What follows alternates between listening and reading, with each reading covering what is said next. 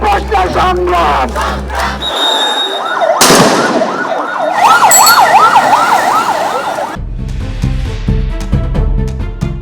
24 জুলাই আগস্টে ঢাকার রাজপথ কাঁপানো জেনজি প্রজন্মের সেই স্লোগান আজ ইতিহাসের অংশ। শেখ হাসিনা সরকারের পতনের পর মনে হয়েছিল দেশ পরিচালনার হাল ধরবে তরুণরাই,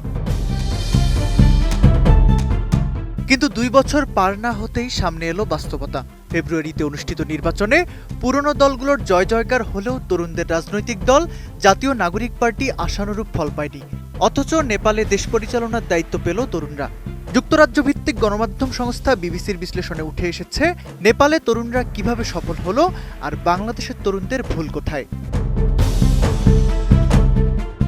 নেপালের প্রধানমন্ত্রী হিসেবে বালেন্দ্র শাহর শপথ নেওয়ার দৃশ্যটি ছিল দক্ষিণ এশিয়ার রাজনীতির এক বিরল ঘটনা।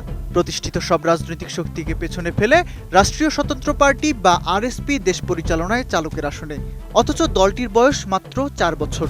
আরএসপির এক প্রার্থী বিবিসিকে বলেন, তাদের এই জয়ের মূল চাবিকাঠি ছিল সাধারণ মানুষের সঙ্গে সরাসরি সংযোগ তৈরি করতে পারা এবং পরিস্থিতির বিরুদ্ধে কেবল প্রতিক্রিয়া না দেখিয়ে দীর্ঘমেয়াদী একটি সাংগঠনিক রূপ দেওয়া। কোয়ালিটি সম্পন্ন আন্তর্জাতিক মানের still bar CSRM, committed for better still.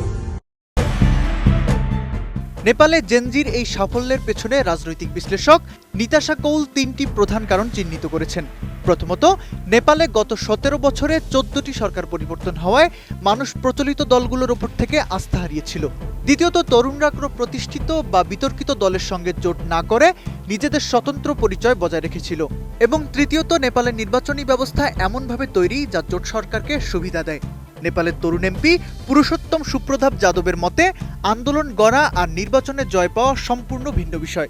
নেপালের তরুণরা সেই সাংগঠনিক সক্ষমতা প্রমাণ করেছে।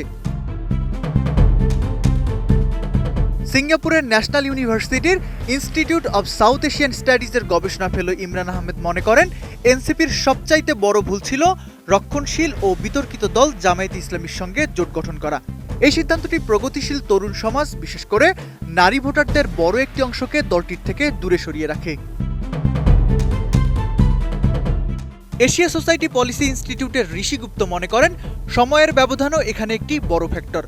বাংলাদেশের সরকার পতন এবং নির্বাচনের মধ্যে প্রায় 1.5 বছরের গ্যাপ আন্দোলনের গতিকে মন্থর করে দিয়েছিল, যেখানে নেপালে মাত্র 6 মাসের মধ্যে নির্বাচন হওয়ায় আন্দোলনের সেই তেজ কাজে লাগানো সম্ভব হয়েছে।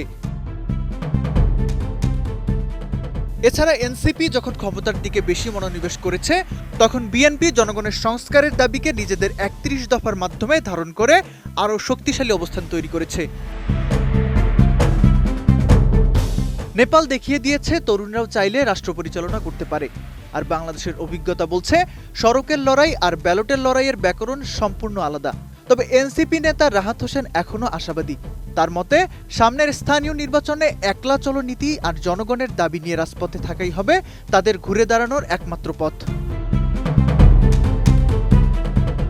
Taufiqul Ashiq, ATN news.